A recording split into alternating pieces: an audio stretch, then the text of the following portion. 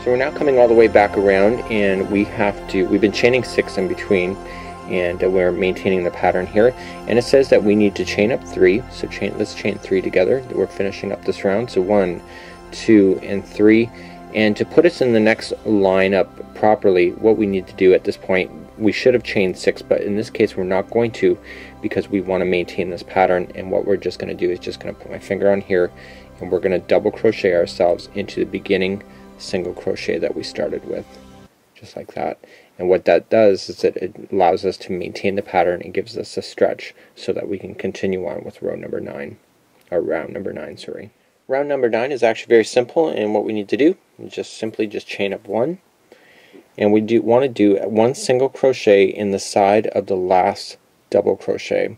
So we're just going to go into the last double crochet and just to the side of it, okay, right there, like that, and then just a single crochet as normal,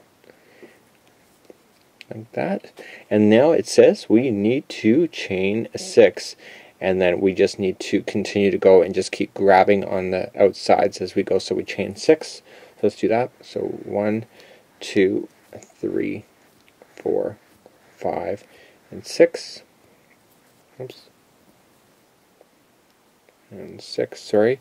And we just want to continue to grab now just inside of the next chain 6 space, just like there. Okay, so we're just going to single crochet ourselves there, and then we just want to chain 6, single crochet, chain 6, single crochet, and do that all the way for round number 9. And we'll meet up, and I'll show you how to finish number 9, and we're going to move up to number 10, and then 11 is going to finish us off for this project. We're now finishing up round number 9, and I'm on the last one. Just be very cautious that you don't accidentally continue to go around and around. It's actually very easy to do. So let's chain 3, 1, 2, and 3. Again, like before, we want to double crochet ourselves and right into the single crochet that we started with. Okay, and then that will make it stretch properly so that you begin round number 10 in exactly the right spot. So round number 10, let's continue along with that. It's the same as we just did in round number 9. We want to chain 1, and then we want to single crochet right into the side of the double crochet that's right there. Okay, we'll do that, and then again we chain 6. 1, 2, 3, 4, 5, and 6, and just like before, we just want to continue to go around into the chain 6 space underneath and single crochet. So continue that all the way around. We'll meet back up, finish off round number 10, and continue on round number 11. And round number 11 will complete this project. We're now completing round number 10, and we are on the last one before we're going to slip stitch. And again, it's just like we did in round number 9. We just want to chain 3, 1, 2, and 3, and we want to reach over to where we did the single crochet when we started this round, and we want to double crochet into that particular spot. And this will again puts us in the proper area for where we need to be in the next revolution. So let's begin. We're going to move on to round number 11, which is the final round, and you can celebrate after you get this next round complete. Let's begin to move on to the next round. This is number 11, the final round, and we are going to chain 3. So 1, 2, and 3. It says that we need to miss the next single crochet, which is down here, and we want to begin doing this next configuration, which is going to be repeating on every one of the outsides that we do. So here we go. We're going to do 1 double crochet, so I'm just going to put my finger on it just to stabilize it as I do it. 1 double crochet, and then it says we need to do a small picot on the top, and the small picot according to them is that we are going to chain 5. So 1, 2, 3, 4, and 5, and in order to do a picot we just need to come into the very first chain that we did, like there, and then just pull through and through. Okay, so let's begin. We're going to do the next one, and so we're just going to double crochet, so we're into the same chain 6 spot there, and we're going to do another double crochet, and this time it says that we need to do a larger picot, and the larger picot consists of 7 chains. So let's begin that. So 1, 2, 3, 4, 5, 6, and 7, and we're just going to come all the way back down to the first chain that we started with and pull the material. We're just going to slip stitch the material through that one and that one. Okay, so it provides a nice bump. We're now going to double crochet again into that same chain 6 spot. Okay, and now we are going to do a smaller picot. So we had smaller, large, and now we're back to the smaller, which is chaining of 5. So 1, 2, 3, 4, and 5, going into the very beginning that we started with, and we just pull through and through, and then we're going to finish this off with 1 double crochet only. Okay, so let's do that. Okay, so there's actually 4 stitches in every one of the outside pieces right here. So we have picot small, picot large, picot small, and then just a double crochet by itself. So they're all double crochets, but the picots were on 3 of them out of the 4. So to begin the next one, I'll just review again. We're just going to double crochet the very first one. So I'm jumping over to the next chain 6 spot. We're going to double crochet over, and now we're going to put a small picot on the top. So remember, 1, 2, 3, 4, and 5.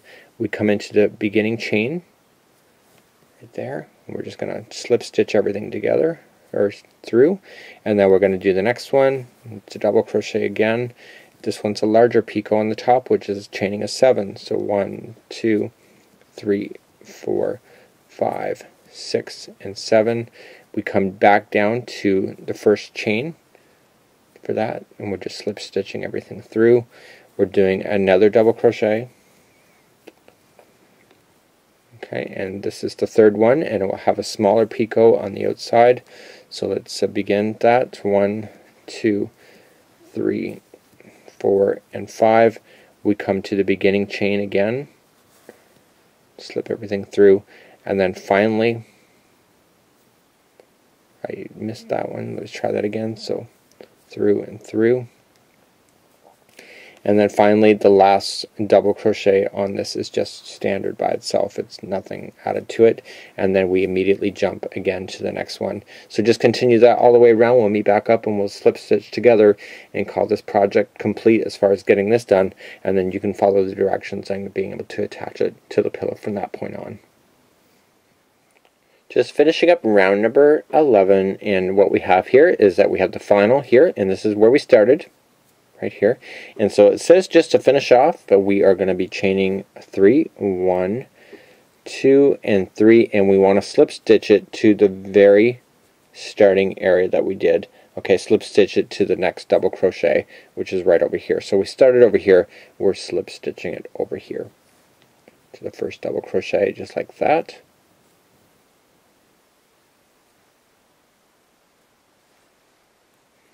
We pull through, and that will complete round number 11.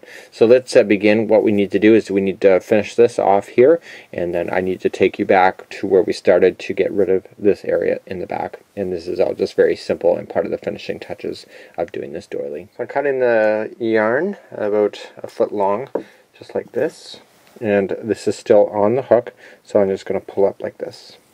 And what that does is it causes it to tighten onto itself. I want to grab a darning needle. This is a really big one, but I do prefer it over others. And I'm just using this now to weave it. So you want to determine what is the good side and what's the bad. On this particular project, you'll see that the popcorn is popping out towards you, and so then that's the good side, and the wrong side is on the back here. So when we are doing the slip stitching here, or when we do the actual fastening area, we want to stay on the back side of the project so that it's hidden. So this is where it's coming out, and we just want to go in to a few of the stitches. I'm just going to change hands because I'm right-handed, and we just want to come back in between some stitches. And now I'm really concentrating, so I just want to make sure I stay on the back side. You can grab more than one stitch at a time if you prefer, but we just want to keep everything on this side. So if you're slipping it through any of the stitches and you can see the needle on the other side, it means that you've gone way too far, and you just want to stick on the back side over here. So continue to do that, and There we go. And so then to even secure it even more, just double back onto itself. So just pick another area just to come back like that. Okay, so it's a really good way of really hiding in your straggler pieces, that I like to call them, just like that. Okay, and now we can safely cut the string or yarn like that. And so now we want to do the same with the other one. We've determined that we're looking at the back side right now, so we just want to do the same with the one in the middle. Slip it onto your darning needle. And again, we just want to concentrate on staying on the back side of these stitches, because nobody is going to be looking back there once you apply it to something.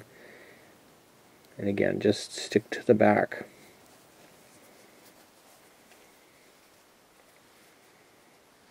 And you can just double onto itself. And doubling onto itself in terms of just coming back in a different direction. Okay. Through. I always pull it a little snug just to make sure, and then I can safely cut that string as well, or yarn. And there you go. This is a completed project right here. This is the doily. So now you can just follow the directions, and you just have to pin this to a pillow. And what they recommend is that you cover this with the damp cloth, leaving it to dry, and then you begin to sew it to the pillow. And then you can also use this as a doily just as is for your coffee table. Until next time, on behalf of Bernat.com, I'm your host Mikey, and celebrating creativity with you today. Until next time, we'll see you.